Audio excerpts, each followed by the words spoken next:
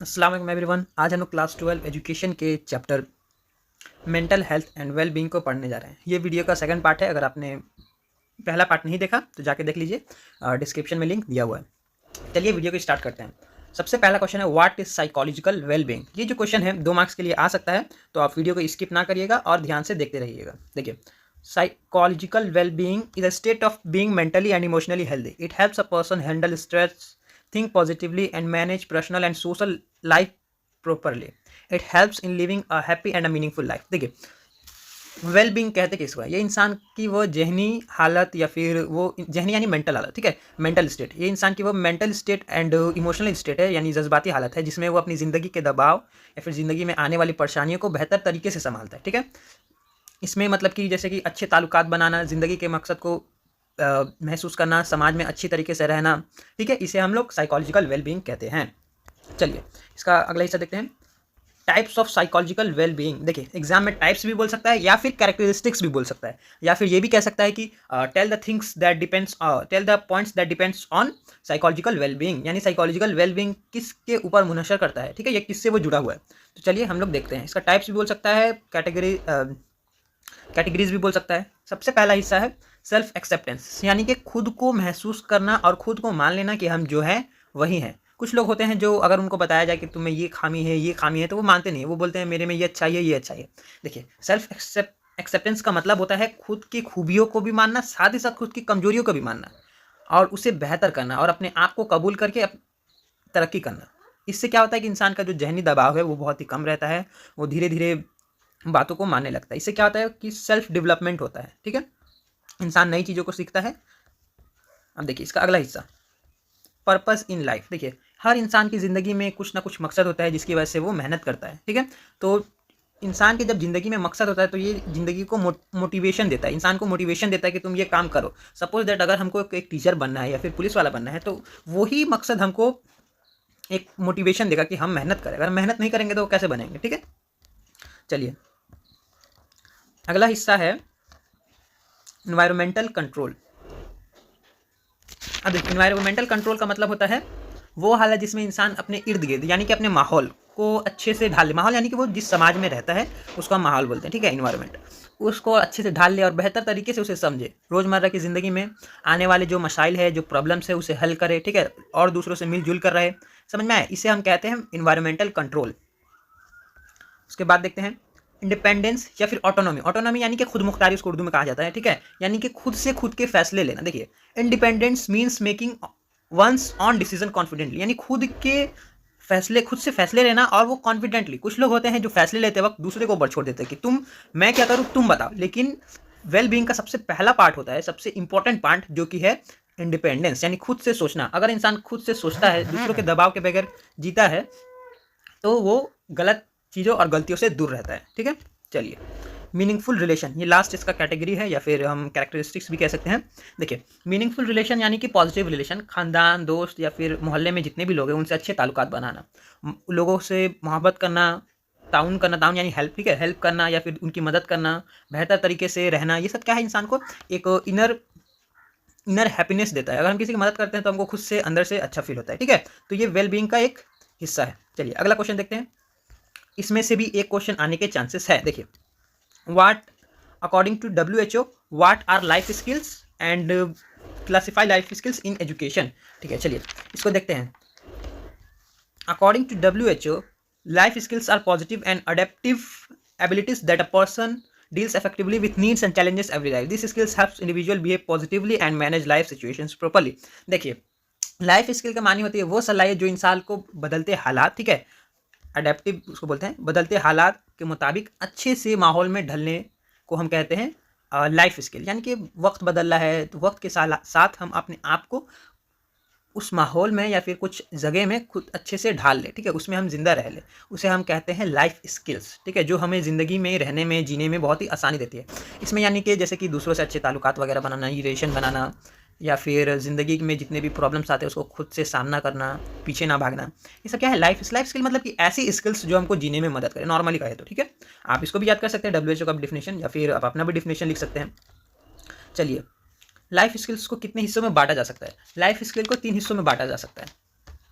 सबसे पहला हिस्सा है थिंकिंग स्किल, देखिए थिंकिंग यानी सोचना, देखिए वो सलाहियत है जो इंसान में सबसे ज़्यादा होनी चाहिए।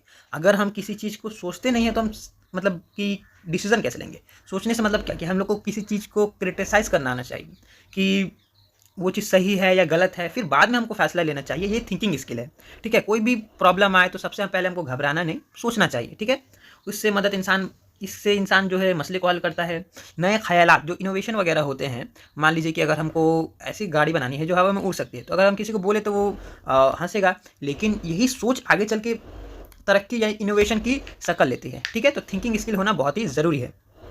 अगला अगला क्वेश्चन, अगला हिस्सा, sorry, social skills. Social skills helps a person interact with other. देखिए जो सोशल यानी जो समाजी हम लोग का सोशल स्किल्स है, ये क्या करता है कि हमें एक इंसान जो है वो दूसरे इंसान से अच्छे तरीके से बात कर सकता है, उससे मिलजुल कर रह सकता है, ठीक है। इसमें क्या क्या एग्जाम्पल्स हम देख सकते हैं, मैनेजमेंट, टीम वर्क, समझ में आया, रिलेशन, ये सब क्या है हम लोग का सोशल वर्क है। इससे क्या होता है इंसान में दोस्ती बढ़ती है, बातचीत होता है, टीम वर्क होता है, मुसीबत आने पर हम दूसरों की मदद करते हैं और दूसरे भी हमारी मदद करते हैं। इससे क्या होता है कि हम समाज में एक अच्छे तरीके से रह सकते हैं। चलिए अगला क्वेश्चन देखते हैं। Defensive skill. डिफेंसिव स्किल यानी वो सलाह जो इंसान को खुद से मतलब बचाने, इंसान डिफेंसिव मतलब कि दूसरों से तो बचना है, यानी खुद से भी बचना है। देखिए खुद से बचना मतलब कि जो इंसान में जो जहनी दबाव यानी जो मेंटल प्रेशर होता है उससे बचना, गुस्से से बचना। देखिए यहाँ पे लिखा हुआ है stress, controlling anger, managing emotion, यानी कि गुस्से से बचना, खौफ से बचना और इमोशंस वगैरह को से बचना, अपने साथियों के दबाव से बचना। यानी जो अगर कोई दूसरा भी है वो भी प्रॉब्लम है तो हमको भी प्रॉब्लम में आ जाती है अगर जिसको हम लाइक करते हैं, ठीक है। तो इन सब चीज़ों से बचने को हम कहते हैं डिफेंसिव स्किल। ये अगर सलाहियत इंसान में हो जाती है तो आगे चल के बहुत तरक्की करता है। उसे कहाँ पर गुस्सा होना है, कहाँ पर नर्म होना है, ये सब उसको आना चाहिए। ये एक लाइफ स्किल का हिस्सा है, ठीक है। चलिए देखते हैं अगला क्वेश्चन। नोट्स चाहिए तो आप मांग सकते हैं, जिसमें आपको मैं इतना तो गारंटी दे सकता हूँ कि 90% क्वेश्चन यानी 95 या फिर उससे ज़्यादा ही क्वेश्चन एग्जाम में आएंगे। थर्ड सेमेस्टर में भी आया था। अगर आपको नोट्स चाहिए तो आप बाई कर सकते हैं, कॉन्टैक्ट दिया हुआ है, ठीक है। कुछ शर्त में आपको दे दिया जाएगा। देखिए what do understand by life skill, discuss it's necessity. Life skill को हम समझ चुके हैं तो इस क्वेश्चन को हम स्किप करते हैं। अब लाइफ स्किल ज़रूरी क्यों है ज़िंदगी में, ठीक है। चलिए इसको हम देखते हैं। सबसे पहला जो नीड है या फिर नेसेसिटी है, एग्जाम में क्वेश्चन बदला जा सकता है, नीड बोला जा सकता है, नेसेसिटी बोला जा सकता है, समझ में आया। देखिए सबसे पहला हिस्सा है डिसीजन मेकिंग। इससे मतलब कि किसी भी चीज़ में गौर फिक्र करना, हर चीज़ को सबसे पहले सोचना कि उन चीज़ों में क्या फ़ायदा है, क्या नुकसान है, मतलब पूरा खोज खबर करना, उसको उस मसले को अच्छे से पहचानना, समझ में आया। The teachers compare advantage and disadvantage before taking an, मतलब कि कोई भी फैसला लेते हैं उसमें मेरा फ़ायदा है कि नहीं, और मेरा फ़ायदा नहीं होना चाहिए, दूसरों का भी फ़ायदा होना चाहिए। तो ये है decision making. Life skill decision लेने के लिए बहुत ही ज़्यादा ज़रूरी है। अगर मान लीजिए अगर हम लाइफ स्किल ना हो हमारे पास, ये लाइफ स्किल का एक हिस्सा है, ठीक है। तो जैसे हम लोग के पास अगर सोशल स्किल्स ना हो, ठीक है, दूसरों से कैसे बात करना है, कैसे बिहेव आना है, तो क्या होता है ना कुछ वक्त पे हम लोग सही डिसीजंस नहीं ले पाते हैं, क्योंकि हमको पता ही नहीं है कि आगे क्या चल के क्या होने वाला है, समाज में क्या क्या प्रॉब्लम्स है, ठीक है। चलिए अगला देखते हैं प्रॉब्लम सॉल्विंग। प्रॉब्लम सॉल्विंग यानी कि एक इंसान अगर किसी मसले को हल करता है, यानी कि वो कोई प्रॉब्लम है, ठीक है, तो उसे अच्छे से पहचाने, ठीक है, फिर देखिए उसमें फ़ायदा नुकसान है कि नहीं, अच्छे तरीके से उसका फैसला करे, ठीक है। ये सलाहियत जो है, ये जो एबिलिटी है इंसान को मुश्किल हालात में बेहतर रास्ते मतलब पाने को दिखाता है, या फिर वह आसानी यानी आसानी से वो उस प्रॉब्लम को हल कर सकता है, ठीक है। इसे हम लोग प्रॉब्लम सॉल्विंग कहते हैं। चलिए इम्पल्सिव कंट्रोल, इम्पल्सिव यानी कि इमोशनल कंट्रोल, ठीक है। देखिए अब इंसान में क्या होता है ना कि बदलते वक्त के साथ कई सारे चीज़ें बदलती रहती हैं, जैसे कि इंसान में गुस्सा कभी आता है, कभी एक्साइटमेंट, कभी थकावट, यहाँ पे लिखा हुआ है कंट्रोल, एंगर, एक्साइटमेंट। ये सब क्या है कि इंसान में देखे जाते हैं वक्त के साथ, हार्मोनल चेंजेस होता है। तो हमको इसको कंट्रोल करने आना चाहिए। मान लीजिए अगर कोई बच्चा है कुछ गलती कर देता है तो हमें उसे डांटना नहीं, उसे समझाना है। तो सबसे पहले हमको एंगर यानी गुस्से पर कंट्रोल होगा तभी तो बताएंगे। अगर कोई इंसान या फिर कोई पर्सन गुस्से पर कंट्रोल कर लेता है तो वो लाइफ स्किल को अचीव कर लिया है, ठीक है। चलिए स्टैब्लिशिंग गुड रिलेशनशिप्स। देखिए अच्छे ताल्लुकात यानी अच्छे रिलेशन बताना। देखिए अच्छे लोगों के साथ रिलेशन बनाना, जैसे कि माहौल में कुछ लोग होते हैं जो ख़राब होते हैं तो उनसे बच के रहना, अच्छे लोगों के साथ रिलेशन बनाना। लाइफ स्किल हमें ये बताता है कि हम अच्छे रिलेशन बनाएं और कैसे उस पर अड़े रहें, ठीक है। इससे क्या होता है कि हमें समाज में रिस्पेक्ट मिलती है, हम कोऑपरेट करते हैं और लोगों को समझते हैं कि उनकी क्या परेशानी है और हम उसे हल करने की कोशिश करते हैं। चलिए improving the quality of life. देखिए लाइफ लाइफ स्किल्स क्या करती है कि ये हमारे ज़िंदगी के क्वालिटी को अच्छा करते हैं, यानी कि हम अच्छे तरीके से जी सकते हैं। इसमें क्या क्या चीज़ आती है, जैसे कि health, education, finance, environment and social security. देखिए, अगर हमारे पास लाइफ स्किल है तो हमारी हेल्थ भी अच्छी होगी, हमको पता होगा कि हमें क्या खाना है क्या नहीं खाना है, चीज़ों के बारे में नॉलेज होगी। एजुकेशन, अब देखिए एजुकेशन हम अच्छा तक कब हासिल करते हैं, जब हमको पता रहता है कि क्या फ़ैसला हमको लेना है, ठीक है, डिसीजन मेकिंग। एनवायरनमेंट, समाज के बारे में भी ख्याल रखना है। सोशल सिक्योरिटी मतलब कि लोगों का भी ख्याल रखना है, ऐसा नहीं कि खुल के जिए तो दूसरों को मुश्किल आनी चाहिए, ठीक है। They help a person live a better and organize life. देखिए, लाइफ स्किल क्या करता है कि इंसान को अच्छी तरीके से रहना सिखाता है। Last point which is educational and professional success. देखिए, लाइफ स्किल क्या करता है, इंसान की ज़िंदगी में एजुकेशनली तौर पर उसे अच्छा बनने में मदद करता है, ठीक है।